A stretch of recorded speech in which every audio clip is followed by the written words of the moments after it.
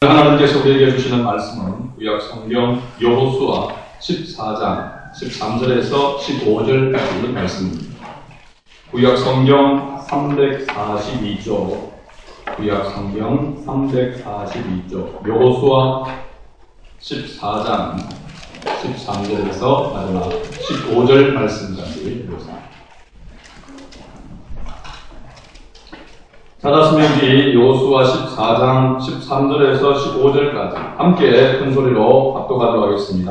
여호수아가 여분의 아들 갈렙을 위하여 축복하고 헤브론을 그에게 주어 기업을 삼게 하며 헤브론이 그리스사 여분의 아들 갈렙의 기업이 되어 오늘까지 이르렀으니 이는 그가 이스라엘의 하나님 여호와를 온전히 쫓았습니다. 헤브론의 예비원은 기랏 아르바라. 아르바는 아낙 사람 가운데에서 가장 큰 사람이었더라. 그리고 그 땅에 전쟁이 겹쳤더라. 아멘. 할렐루야. 옆사람 보고 인사나눕시다. 잘 오셨습니다. 네, 당신은 축복받은 사람입니다. 라고 다시 한 번 더 인사합니다. 당신은 축복받은 사람입니다. 할렐루야. 네. 여러분 축복받은 사람 맞습니까? 네. 속으로는 아닌데 아직도 전세에 살고 있는데 우리는 정말 하나님의 엄청난 축복을 받은 사람이 되고 있습니다. 이 세상 그 어떤 것으로도 바꿀 수 없고 견줄 수 없는 하나님의 자녀가 되는 복을 받았으니까. 그렇죠? 하나님을 하나님으로 이 세상 만물의 주인을 알고 그 주인을 위하여 살아갈 수 있는 그러한 복을 하나님께서 우리에게 주신 줄로 믿습니다. 오늘 말씀의 제목이 축복받은 사람입니다. 축복받은 사람. 그래서 오늘 저와 여러분도 이 축복받은 사람 가운데 해당되고 또 앞으로도 계속 축복받은 사람으로 살아가는 그런 복을 누리게 될 줄로 믿습니다. 아멘. 이 세상에 살아가면서 예수를 믿는 사람이든 안 믿는 사람이든 신불신을 막론하고 복을 싫어하는 사람은 없습니다. 얼마나 복을 좋아하는지. 여러분 새 모자 사건, 이제 TV에 한때 이슈가 됐죠. 어제 저녁에 잠깐 밤에 보니까 그것이 알고 싶다. 거기에 보니까 나오더라고요. 저도 뭐 자세하게 몰랐다가 어제 그걸 보면서, 결론적으로, 이야기하는 그 모습 가운데 보니까 엄마가, 자식에 대하여, 자식이 잘 되기를 바라는 그런 마음이 그 중심에서 너무 강하다 보니까, 그 무속인에게 쏘아서 완전히 꼭두가시 노릇을 하고 있는, 아직까지도 거기에서 벗어나고 있지 못하는 그런 모습을 때 너무나도 안타까운 마음이 들었습니다. 그래서 어쨌든 부모된 입장에서 자식이 잘 되기를 해를 당하지 아니하고 우한을 당하지 아니하고 그래서 자식이 잘 되기를 바라는 그 가운데에서 자식이 잘 되기를 바라면 이렇게 해라, 또 이렇게 하지 않으면 자식이 잘못된다 라고 하면서 공포와 두려움을 주고, 그래서 그것 때문에 맹목적으로 완전히 복종하는 그런 모습을 보면서 저럴 수도 있구나. 이건요 그냥 단순하게 인간의 어떤 상식적인 그런 모습에서 벗어난 일입니다. 그렇게 맹목적으로 아무 것 없이 없던 일도 만들어서 복종하는 그런 모습을 이렇게 볼 때 이것은 뭔가 영의 역사가 아니고는 불가능한 것이죠. 그래서 거기에도 물론 나오지만은 최근술도 이야기하기도 하고 여러 가지 이야기를 하고 있지만 미혹의 영이 그 속에 역사하니까 눈 뜬 장님과 같이 보지를 못하고 깨닫지를 못하더라는 것입니다. 그래서 구약 성경에 여러분 보게 되시면 무당은 돌로 쳐 죽이라고 했습니다.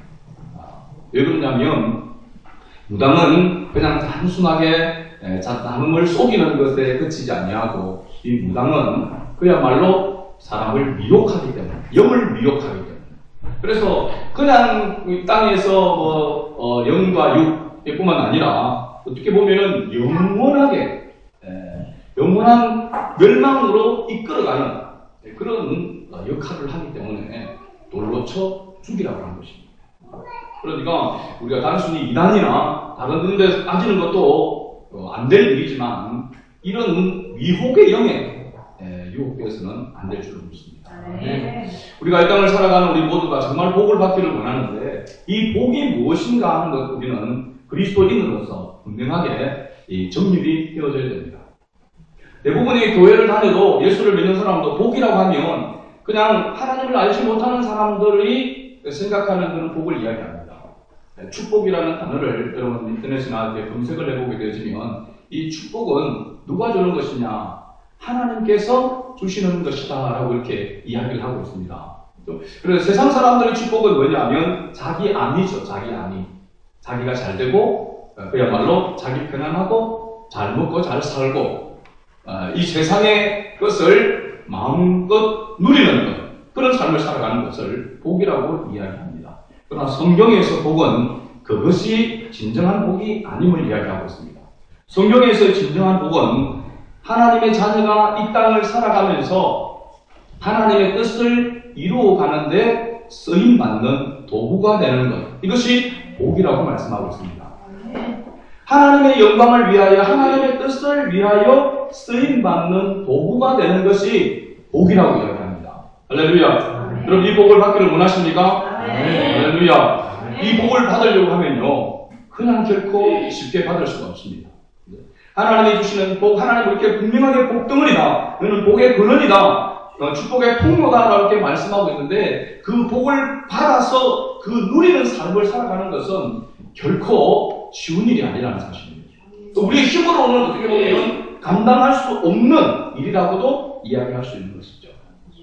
하나님께서 우리에게 복을 주시고 그 복을 누리는 것, 축복된 삶을 살아가도록 하기 위한 거기에는 하나님의 은혜 가운데서 그 복을 가지고 그 복을 일구어가는 그러한 삶을 살아갈 때에 축복이 되는 줄로 믿습니다.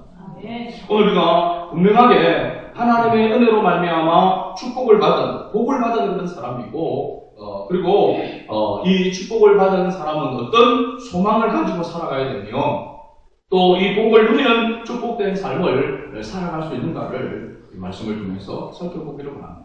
오늘 본문의 말씀의 배경을 한번 살펴보게 되어지면 이스라엘 백성들이 430년 동안 애굽의 노예 생활을 하다가 하나님께서 특별히 지도자를 세웠죠. 모세를 세워서 하나님께서 이스라엘 백성들을 애굽에서 나오도록 만드십니다. 출애굽이라 이야기하죠. 이스라엘 백성들이 430년 동안 애굽, 이집트죠. 지금 이집트의 노예로 있다가 그 애굽에서 나오는 것을 출애굽이라고 얘기하는데 그에 관한 내용이 기록이 바로 창세기 다음에 나오는 출애굽기입니다. 출애굽기. 출애굽기는 애굽에서 나온 이야기에 대해서 기록하고 있는 말씀이 바로 출애굽기죠.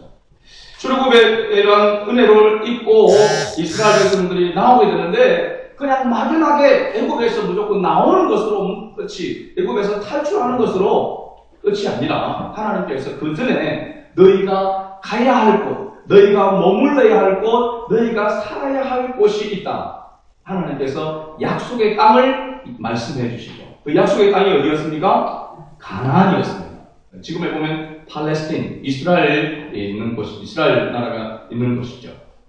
하나님께서 이 가나안 땅을 이스라엘 백성들에게 약속하고 애굽에서 나오도록 하는 것입니다. 그러니까 이스라엘 백성들이 갈 바를 알지 못하고 막연하게 나온 것이 아니라 그들이 가야 할 목적지가 있고 어디로 가야 할 분명한 또 목표가 있는 그러한 가운데서 하나님께서 이끌어내 주셨다는 사실입니다. 오늘 저와 여러분도 마찬가지죠. 이스라엘 백성들이 애굽에서 이집트에서 나온 그것은 우리가 이 세상에서 하나님의 자녀가 되어지는 것, 또 하나님의 자녀가 되어지는 것으로 끝이 아니라 하나님께서 약속한 땅, 바로 하나님의 나라 천국을 우리에게 약속해 주시고 그 땅을 향하여 나아가도록 하나님께서 우리를 이끌어 주신 것과 같은 모습입니다. 이스라엘 백성들이 430년 동안 애굽에서, 이집트에서 종로로 노예 생활을 하다가 나오게 되어지고 가나안 땅, 약속의 땅으로 가는 길이 실제적으로는 바로 지름길로 해서 간다면은 열흘 정도 걸릴 수 있는 길이라고 했습니다. 열흘 정도. 그런데 이스라엘 백성들이 이 가나안 땅, 약속의 땅에 들어가기까지 몇 년이 걸렸냐면 40년이 걸렸습니다.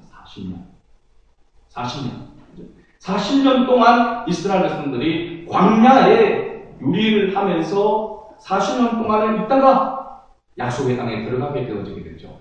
그 40년 동안 하나님께서 왜 이스라엘 백성들을 불러들여서 광야에서 그렇게 하나님께서 유리하도록 만드셨는가? 실제로 보면 왜 이렇게 하셨나라고 생각하지만 하나님의 입장에서 보게 되어지면 이스라엘 백성들이 약속의 땅 가나안에서 하나님을 바르게 섬길 수 있는 하나님의 백성으로 살아가도록 하기 위한 훈련의 과정이 필요했던 것입니다.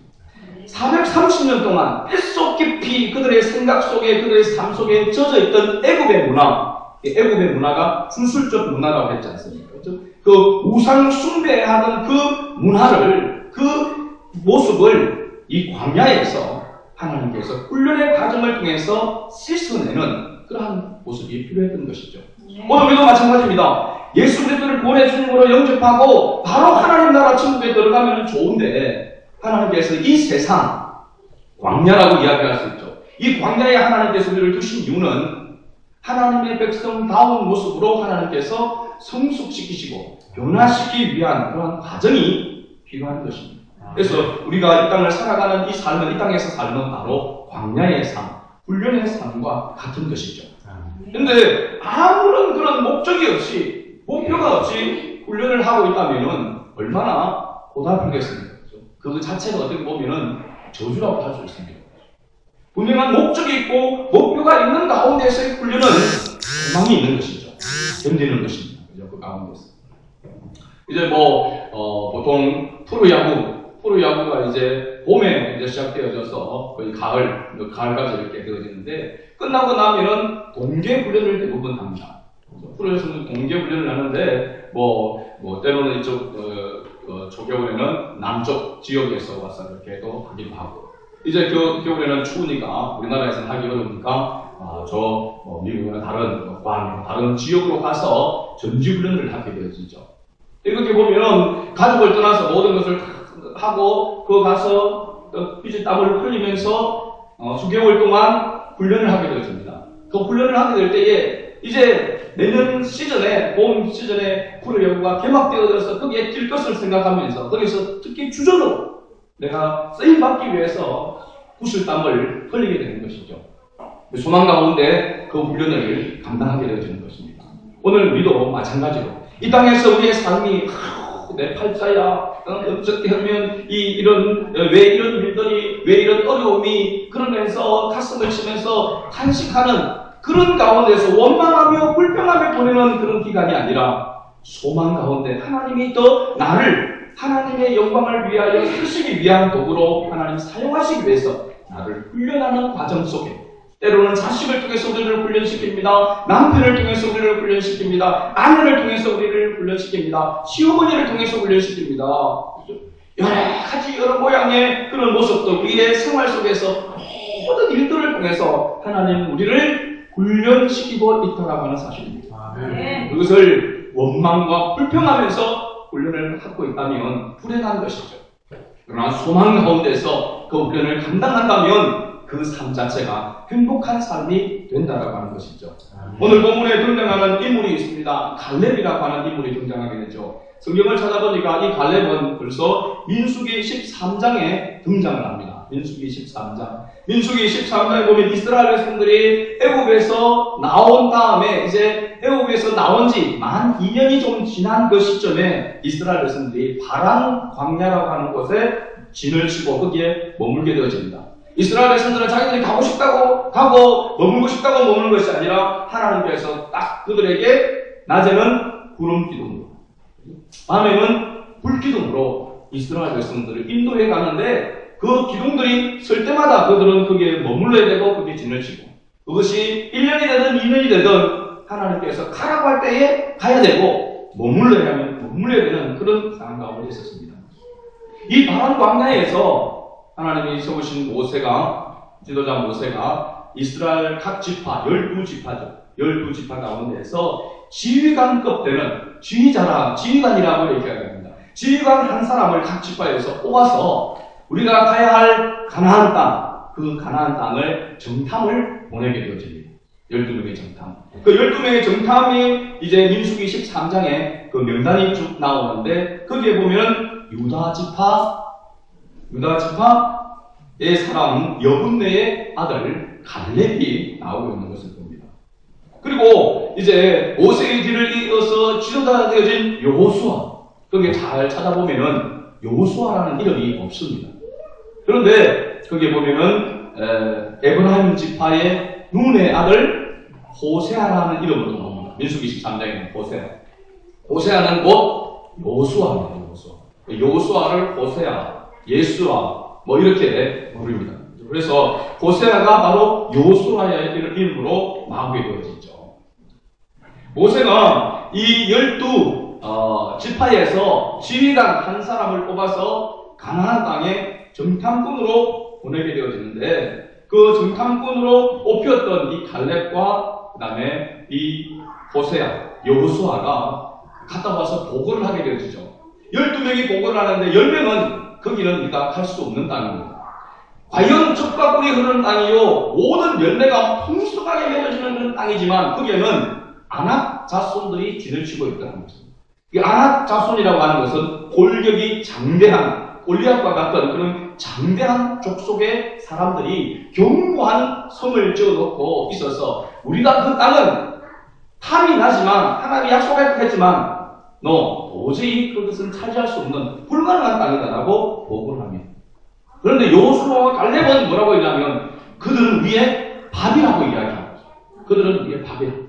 열매는 그들을 보기에 우리는 메뚜기와 같은 존재라고 이야기했는데, 여호수아와 갈렙은 그들은 위에 밥이라고 이렇게 이야기하면서 갑시다 이렇게 보고를 합니다.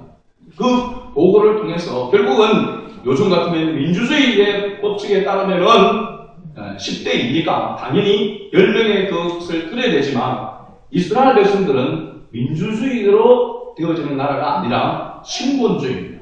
하나님의 뜻이라면, 하나님의 명령이라면 가는 것입니다.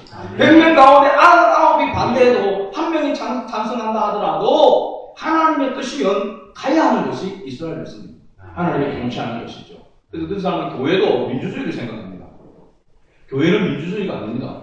교회는 신본주의입니다. 하나님이 통치하시는 나라고 하나님의 법에 의해서 통치하는 것이지 다수에 의해서 통치하는 것이 아닙니다. 이 때문에 교회 안에 민주주의, 우리나라도 민주화 열풍의 교회 안에서 민주주의를 외치다 보니까 교회가 박살이 나는 것입니다.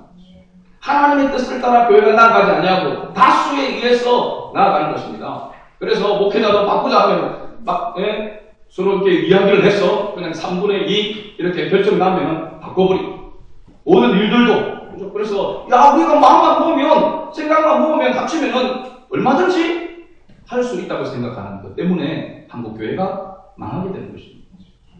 교회는 민주주의가 아니라 신본주의입니다. 하나님의 뜻을 따르는 것이죠. 하나님의 뜻이 어디 있는가 중요한 것입니다. 그래서 여호수아와 갈렙의 이야기를 듣고 모세가 가나안 땅으로 가는 것이 아니겠습니까? 그때에 하나님의 사람 모세가 이 갈렙에게 신실하게 보고한, 믿음으로 보고한 이 갈렙에게 헤브론 땅, 그 가나안 땅을 정복하게 되어지면, 그 가나안 땅을 차지하게 되어지게 되면 헤브론 지역, 헤브론 땅은 바로 갈렙에게 주겠다라고 약속을 한 것입니다. 그래서 오늘 본문 가운데서 보면 이 갈렙이 이제 가나안 땅에 들어가고, 아직도 그 지역에 정복해야 될 그러한 지역들이 있지만은 이 갈렙이 앞장서서 요수아에게, 모세를 이어서 지도자 된 이 요수아에게 다시 한번 민수기 13장에서 그 정탐을 통하여서 돌아왔을 때에 신실한 보고를 한, 믿음으로 보고한 이 갈렙에게 헤브론 땅을 너에게 주겠다라고 기업으로 주겠다고 약속한 그 약속. 그 약속을 다시 한번 여호수아에게 상기시키면서 오늘 본문의 말씀이 진행되어지고 있습니다. 그래서 갈렙에게 여호수아는 이 땅을 기업으로 주게 되어집니다. 그래서 이 갈렙이 이 땅을 차지하게 되는데 어떻게 그 모습을 차지해서 이 축복을 누리게 되어지고 하나님의 뜻을 이루어가는가 하는 것이 오늘 본문의 중요한 내용입니다.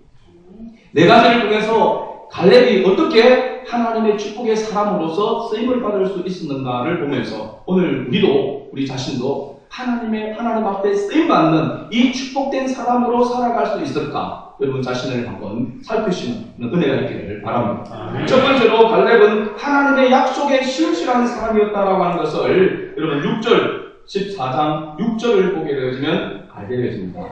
6절을 같이 한번 읽어볼까요? 그때에 유다 자손이 길갈에 있는 여호수아에게 나아오고 그니스 사람 여분의 아들 갈렙이 여호수아에게 말하되 여호와께서 가데스 바네아에서 나와 당신에게 대하여 하나님의 사람 모세에게 이르신 일을 당신이 아시는 바라.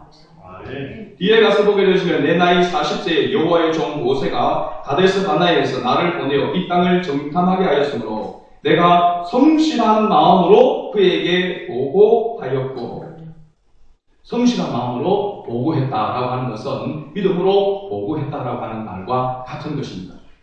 그러므로 이제 모세가 이 갈렙에게 그때에 지금으로 보게 되어지면 45년 전에 약속했던 그 약속을 지금 이야기를 하고 있는 것입니다. 그 약속의 말씀을 이 갈렙은 붙들고 있었다는 사실입니다.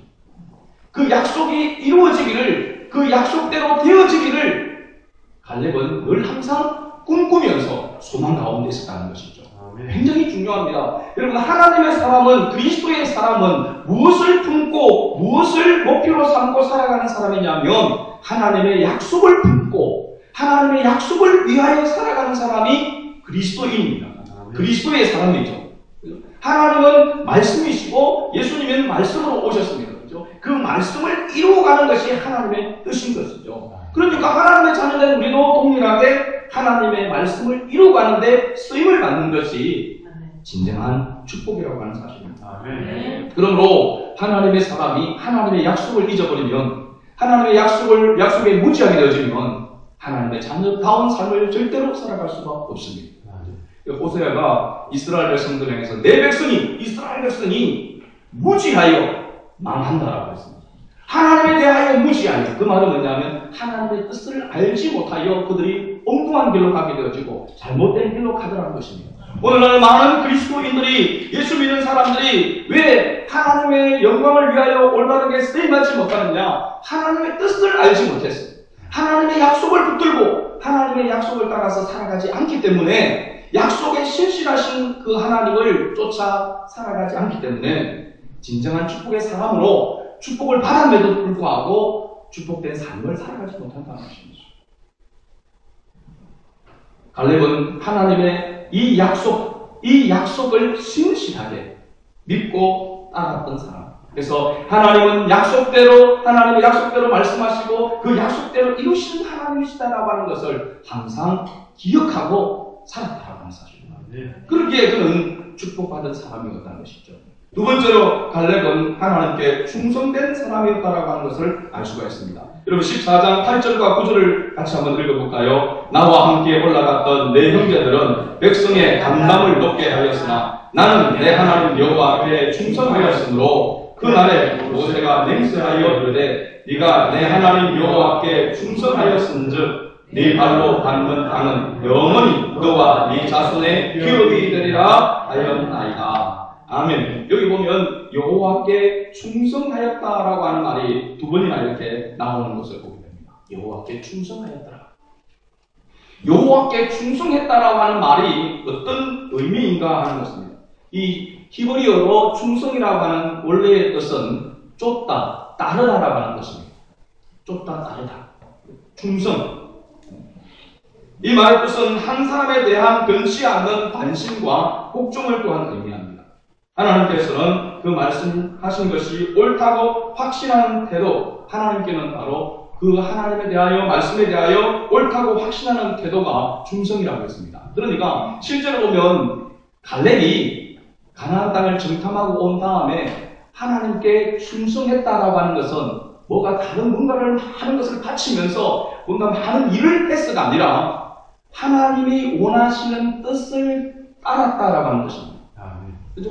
사람의 생각을 볼 때는 정말 아낙 자손들이 너무나도 견고한 진을 치고 있고 그 도저히 싸움에서 그야말로 전혀 승리할 엄두가 나지 않는 그런 현실 가운데 있는 거죠.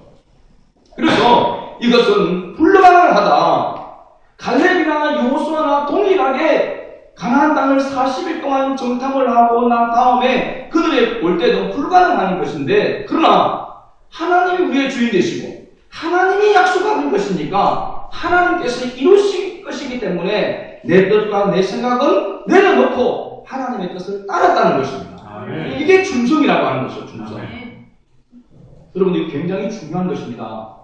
본질적인 것이죠. 교회를 섬김에도 여러분 마찬가지입니다. 열심히 많은 일을 하고 헌신하고 봉사하는 것도 굉장히 중요한 일이죠. 요즘은 그렇게 봉사하고 시간을 내어서 우리 이번에도 뭐 김장한다고 고생들이 이렇게 많았는데 요즘 그렇게 하려고 하는 사람들이 많지 않습니다. 교회.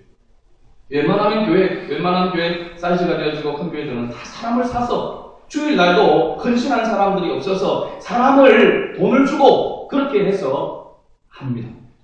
그렇게 해도 잘 안 하려고 하니까 힘듭니다.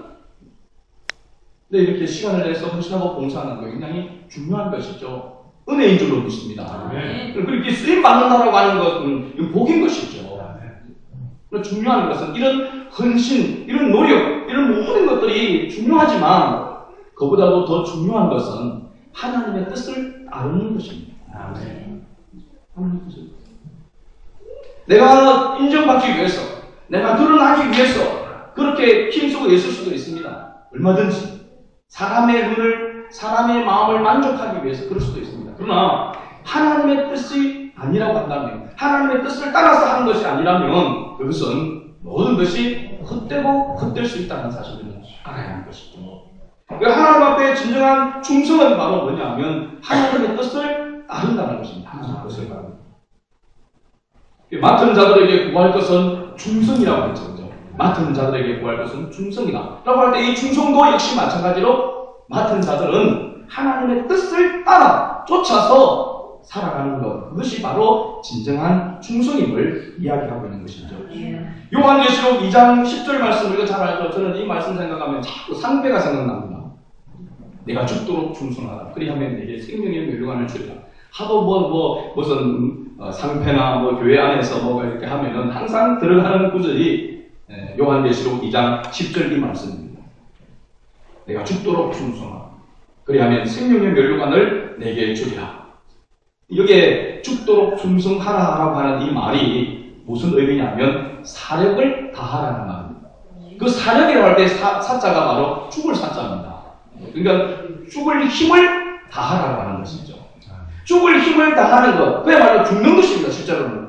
죽는 것과 생명의 멸류관, 생명을 얻는 것이 같은 것이라는 것이죠. 그렇죠? 그러니까 충성과 생명이 같은 것입니다. 또 이 충성이라고 하는 말을 다른 의미로 보면 신실함, 신학계에서는 믿음으로 표현하고 있습니다. 충성이라는 말과 믿음이라고 하는 말, 신실함이라고 하는 말이 같은 뜻이라고 하는 사실입니다.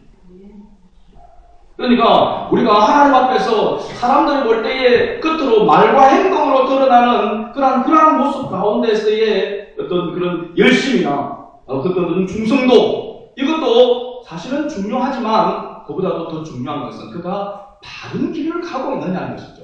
하나님이 원하시고 하나님이 기뻐하시는 것을 따라가고 있느냐는 것입니다. 그렇지 않으면서 열심을 내는 것은 위험한 것입니다. 그래서 교회 안에서 가장 위험한 사람이 누구냐? 하나님의 뜻을 따르지 않으면서 열심을 내는 사람이 위험한 사람입니다. 이 일을 내는 사람이죠. 그리고 운전을 잘하는 사람은 우리가 도로를 따라서 딱 신호를 타고 잘하는 사람이잖아요. 위험한 사람이 누굽니까? 앞을 보도 안 하고 그냥 무조건 달리는 사람입니다. 신호 무시, 차선 무시 말로 달리는 사람, 폭주족이죠. 그렇죠? 사고가 나는 것입니다. 주님의 몸된 교회를 섬기며 우리가 충성할 때에 사력을 다해서 죽도록 충성하고 그 충성함이 생명의 멸류관으로 이어진다라고 하는 것은 분명한 사실인데 우리가 반드시 알아야 될 것은 충성이라는 것은 주님의 뜻을 따르는 것이라는 사실을 알고 있습니다. 갈렙이 젊을 때나 나이 많을 때나 여호와 하나님께 충성을 다했기에 그가 축복의 주인공이 될 수 있었다라고 하는 것을 우리에게 가르쳐주고 있습니다. 세 번째, 갈렙은 하나님의 뜻을 이루기 위해 준비하는 사람, 준비된 사람이다라고 하는 것을 알 수 있습니다. 여러분 10절 말씀을 한번 읽어볼까요? 재미있는 말씀이 나오죠. 같이 읽어봅니다. 이제 보소서 여호와께서 이 말씀을 모세에게 이르신 때로부터 이스라엘이 광야에서 방황한 이 45년 동안을 여호와께서 말씀하신 대로 나를 생존하게 하셨나이다. 오늘 내가 85세로 되었다. 이 약속을 받은 날부터 시작해서 이 약속을 이제 이루기까지, 약속 앞에 서기까지 45년의 세월이 걸렸습니다. 45년. 그러니까 지금 이 갈렙이 이 이야기를 하고 있는 것은 40년 동안 광야의 생활을 거쳐서 이제 가나안 땅에 들어와서 정복을 해 나가는 그 가운데에서 기간이 벌써 또 5년이 지났다는 거죠. 그러니까 45년의 세월이 이렇게 지났는데 놀라운 것은 11절 말씀입니다. 같이 읽어봅니다. 모세가 나를 보내던 날과 같이 오늘도 내가 여전히 강건하니 내 힘이 그때나 지금이나 같아서 싸움에나 출입에 감당할 수 있으니. 아멘. 할렐루야. 40세 때에 지휘관으로서 그죠? 한참 혈기왕성한 그런 때에 갈렙 45년이 지나서 85세가 되는데도 불구하고 40대의 그때나 45년 전이나 지금이나 여전히 강건했다라고 했습니다. 그냥 강건한 것뿐만 아니라, 건강한 것뿐만 아니라 싸움에 나가서, 전쟁에 나가서 싸울 수 있을 정도의 강건함을 가지고 있었다는 것입니다. 이상하지 않습니까, 여러분? 하나님의 은혜죠, 그죠? 한마디로 이야기하면 하나님의 은혜입니다. 근데 그 하나님의 은혜 가운데서 이 갈렙이 어떤 삶을 살아가는 것이죠. 하나님의 약속이 반드시 이루어질 것인데 그 약속의 주인공으로 그 약속이 이루어지는 것을 보기 위해서 그 약속을 위하여 쓰임받는 도구가 되기 위해서 갈렙은 45년 동안 자기를 훈련하고 있었다는 것입니다. 준비하고 있었다는 것입니다. 영적으로도 무장하며 준비하고 있었을 뿐만 아니라 육체적으로도 준비하고 있었다는 것이죠. 아니고 내가 85세라서 지금은 육신은 쇠약하지만 내 정신은 강하다. 지금도 마음은 일단백이다. 그렇게 이야기하고 있는 것이 아닙니다. 85세인데도 여전히 40대와 같은 그런 힘을 가지고 있고 실제로 그렇게 싸울 수 있다는 것입니다. 신기하지 않습니까? 그것은 갈렙이 그 약속을 붙들고 자기 삶 가운데 자기 관리를 준비를 잘하고 있었다는 것입니다. 그러니까 육체적으로도 항상 자기 몸을 단련하고 있었다는 것입니다. 오늘날로 이야기하면 운동하면서 자기 몸을 강건하게 보호하고 있었다는 것이죠. 준비하고 있었다는 것입니다. 할렐루야. 우리도 이런 모습이 필요합니다. 여러분 제가 운동을 좋아하지 않습니까? 그렇죠? 그러니까 여러분 우리 성도들은 운동을 잘 해야 됩니다. 제가 생각할 때는 이것만큼은 좀 강조할 수 있겠다 싶었어. 근데 어떤 사람 목사님 왜 그렇게 자주 그런데 아닙니까? 감기는 장사가 없고 가끔 저는 밤도 잘 붓고 체질적으로 그런 분도 있습니다. 그러기 위해서 사실은 운동을 자주 해야 되는 그런 체질이 제가 한의원에서도 저보고 땀을 흘려야 건강한 체질이라고 어릴 때부터 그렇게 자라왔기 때문에 그런 것 같아요. 그래서 운동을 열심히 해야 된다는 사실. 몸이 강건해야 되는데 이제 뭔가 하나님 앞에 쓰임받으려고 하는 그때에 대부분이 보면 몸이 약했어. 이렇게 약했어. 한참 이제 하나님 앞에 일을 하게 되고 하나님이 기회를 주셨는데 그때에 몸이 약했어요. 그건 하나님 앞에서 준비하지 못한 모습이라고 하는 사실이죠. 영적으로 기도하며 준비할 뿐만 아니라 육체적으로도 준비하고 있어야 된다는 거죠. 네. 함께 가끔씩 운동하는 우리 그 사람 가운데서 공군 비행사 그 교수, 비행사를 가르치는 교수의 분이 있습니다. 그분이 얼마 전에 그런 이야기를 하더라고요. 그래서 운동하는 그런 부분에 대해 이야기하면서 자기는 그렇게 생각한다는 겁니다. 이 말을 제가 생각해 보니까 굉장히 참 합당한 그런 말이다라고 하는 생각이 들었습니다. 특히 돈 없는 사람, 이런 사람들에게는 정말 필요한 말씀입니다. 네. 한번 따라합시다. 운동이 노후 연금입니다. 노후연금입니다. 운동이 노후 연금이다. 저는 뭐 얼마나 와닿는지. 여러분, 노후에 뭐가 물질이 풍성하지 못하면은 몸이라도 건강해야 되겠습니까? 돈이 있으면은 뭐 병원에서 뭐 좋은 걸 사먹고 이렇게 하면서 또 살아갈 수도 있지만 그런 형편이 안 되면 몸이라도 건강해. 병원에 돈 안 갖다 주고, 그죠? 쓸데없는데 돈 안 나가고, 몸은 강건하면 뭐라도 또 할 수 있잖아요. 일도 할 수 있고. 그래서 운동이 노후 연금이다 라고 하는 이 말이 굉장히, 그래서 이 갈렙이 45년 동안을 자기 관리를 하면서 육체적으로도 강건한 그런 모습 가운데 준비하고 있었다는 사실입니다. 여러분, 갈렙만이 아니라 다윗도 보니까 그렇더라고요. 골리앗과 전투가 싸우는 그 1대1로 싸우는 그 가운데 다윗도 그 전에 뭐 하고 있었습니까?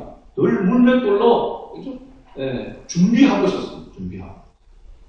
오늘 저와 여러분도 준비된 사람이 하나님 앞에 쓰임받는 줄로 믿습니다. 세상 사람들도 마찬가지입니다. 자기를 준비하고 여러 가지로 하는 그 어떤 직업이나 모든 일에 준비되어져 있을 때에 쓰임을 받을 수 있다. 기회가 온다. 준비된 자에게는 기회가 온다. 그렇게 이야기하지 않습니까? 성경의 맥락도 마찬가지입니다. 하나님은 준비된 자를 쓰시는 줄로 믿습니다. 그래서 영적으로, 육적으로 자기를 준비시켜서 하나님 앞에 쓰임받는 도구가 되어야 될 줄 믿습니다. 마지막 네 번째는요. 갈렙은 하나님의 뜻을 온전히 쫓았던 사람이었다라고 이렇게 기록하고 있습니다. 우리가 읽었던 말씀 14절 말씀을 같이 읽어보겠습니다. 헤브론이 그니스 사람 여분의 아들 갈렙의 기업이 되어 오늘까지 이르렀으니 이는 그가 이스라엘의 하나님 여호와를 온전히 쫓았습니다. 아멘. 갈렙은 여호수아로부터 하나님의 사람 모세가 약속한 헤브론 지역을 달라고 했습니다. 12절에 보면 그날의 여호와께서 말씀하신 이 산지를 내게 주소서. 이 산지를 내게 주소서라고 얘기하는데 가만히 보니까 그 안에 뭐가 들어있냐면 지금 내게 주소서라고 했어요. 이 산지를 지금 내게 주소서. 야, 이 하나님 앞에 기도할 때도 우리가 이런 기도가 있어야 될 줄 믿습니다. 하나님, 지금 좀 염치 없는 그런 부분도 있지만, 그렇죠? 그런 믿음으로 하나님의 뜻을 이루기 위한 도구로 내가 쓰임받기를 원한다라고 하는 그런 믿음이, 그런 중심 마음 자세가 되어 있다면 하나님 지금 주시옵소서. 지금 주시옵소서. 이와 같은 확신의 기도가 필요한 것이죠. 아멘. 그래서 이 갈렙이 그렇게 얘기합니다. 이 산지를 지금 내게 주옵소서. 헤브론. 그런데 실제적으로는 어떻습니까? 이 헤브론 지역이 이름이 기랏 아르바라고 기록하고 있죠. 15절에. 아르바라고 하는 것이 보니까 15절 뒤에 보니까 아르바는 아낙 사람 가운데서 가장 큰 사람이더라. 여러분, 가나안 족속 7족속이 있었는데 그 7족속들이 다 장대한 사람들이었습니다. 그들이 보기에 이스라엘 백성들은 메뚜기에 불과하다고 했습니다. 그만큼 겉으로 보기에 차이가 많이 났다는 것입니다. 그죠? 벌써 덩치에 차이가 났다는 것이죠. 그래서 우리는 그들을 보기에 메뚜기와 같다라고 이야기를 했는데, 이 헤브론 지역, 갈렙이 지금 달라고 했던 이 산지, 이 헤브론 지역은 아르바, 그 가나안 족속들 가운데서 가장 장대한 사람들이 살고 있습니다. 그리고 12절 둘째 줄에 보게 되어지면 그 성읍들은 크고 견고하다고 했습니다. 그러니까 덩치 큰 사람들이 성을 지어도 조그맣게 지었겠습니까? 보통 사람들이 할 수 없을 정도의 큰 공사로 성도는 크게 짓고 있었다는 사실입니다. 그러니까 그 앞에 주눅이 들 수밖에 없는 것이죠. 그런데 오늘 말씀을 보세요. 갈렙의 고백을 보십시오. 이런 환경과 상황 속에 있을지라도, 견고할지라도, 그 다음에 뭐라고 말씀하고 있습니까? 여호와께서 나와 함께 하시면 내가 여호와께서 말씀하신 대로 그들을 쫓아내리다. 할렐루야. 갈렙이 지금 좀 85세까지 자기 관리해서 건강하고 뭐 육체적으로 자신 있다라고 그렇게 해서 큰 소리 빵빵 치는 것이 아니라 뭐라고 말씀하고 있습니까? 여호와께서 나와 함께 하시면 할렐루야. 여호와께서 나와 함께 하시면 전지전능하신 하나님이 함께 하시면 감당할 수 있다는 것입니다. 인간적으로는 못하지만 하나님이 함께 하셔서 하나님이 역사하시면 가능하다는 것입니다. 여러분 이스라엘 백성들이 처음 가나안 땅에 들어가자마자 그들 앞에 놓여 있었던 성이 뭐였습니까? 여리고성이었습니다. 이중으로 세워져 있는 성, 난공불락이라고 했습니다. 난공불락의 이 성이 하나님께서 함께 하실 때에 와르르 무너지는 역사가 일어났죠. 하나님의 뜻대로 하나님의 방법대로 이스라엘 백성들이 순종하고 따라가면서 성주를 볼 때 마지막에 외치라고 할 때에 외칠 때에 그 성이 한순간에 무너졌다라고 하는 사실입니다. 여러분 할렐루야. 우리가 하나님을 믿는다면 하나님의 능력이 하나님의 이런 기적이 우리의 삶 속에도 있어야 되지 않겠습니까? 보라 하나님이 살아계시다. 하나님은 전능하신 분이시다. 하나님의 뜻을 따라서 하나님의 뜻에 따라 순종하고 하나님의 도구로 쓰임받을 때에 하나님은 반드시 하나님 되심을 나타내신다라고 하는 사실입니다. 그것을 우리는 세상 사람들에게 보여줘야 됩니다. 너 예수 믿는 사람이라고 하면은 찌질이 가난하고 궁상을 들고 나약하고 연약하고 병들어서 어떻게 할 수 없어서 맨날 교회에 와서 하나님 도와주세요, 살려주세요. 그런 사람만이 아니라 하나님의 영광을 위해 하나님의 뜻을 위해서 나갈 때에 하나님께서 역사하시고 하나님이 하시는 그런 뜻을 보여주시는 그런 사람, 축복의 사람, 바로 복의 사람을 하나님은 세우시기를 원하십니다. 나타내시기를 원하십니다. 누굴 통해서? 우리를 통해서. 복 받은 우리를 통해서. 그래서 충성이라고 하는 때의 충성은요, 성령의 은사 가운데 하나로 있습니다. 성령의 은사 가운데. 성령이 하나님의 영이 하나님이 함께 하실 때에 생명을 걸고 충성할 수 있다라고 하는 것이거든요. 그러니까 우리는 우리의 힘으로 하나님을 위하여 살아갈 수 없는 존재입니다. 복을 받은 사람은 복을 주신 사람의 힘을 입어야 그 복을 누릴 수 있다라고 하는 것을 말씀해주고 있는 것이죠. 갈렙은 온전히 쫓았다고 했습니다. 온전히 쫓았다고 하는 것은 다른 마음을 품지 않고 다른 길로 가지 아니하고 오직 하나님만 바라보고 나아갔다는 것입니다. 여러분 신앙이 깊으면 깊을수록 외골수적인 그런 모습이 많다라고 인터넷에 그런 것을 봤습니다. 한편으로 볼 때에 맞는 말입니다.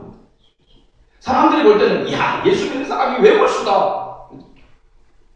이 외골수를 할 때 이 외골수가 좋은 쪽의 외골수가 되게 됩니다. 그건 뭐냐면 하나님이 원하시고 하나님이 기뻐하시는 그 뜻에 대해서는 뜻을 굽히지 아니하고 믿음으로 나아가는 것을 외골수적인 것이 되어야 되지. 다른 사람 이야기를 무조건 듣지 않고 막 자기 마음대로 무조건 똥꼬집 부르는 사람이 외골수가 이러면 안 되는 거죠. 하나님의 영광을 위해서 하나님의 뜻을 위해서는 일심으로 달려갈 수 있는 그런 사람이 진정한 그리스도인입니다. 하나님의 사람이요 축복의 사람입니다. 말씀의 결론을 듣습니다. 하나님께서 주시는 축복은 그냥 오는 것이 아님을 알 수 있습니다. 이 산지를 내게 기업으로 준다.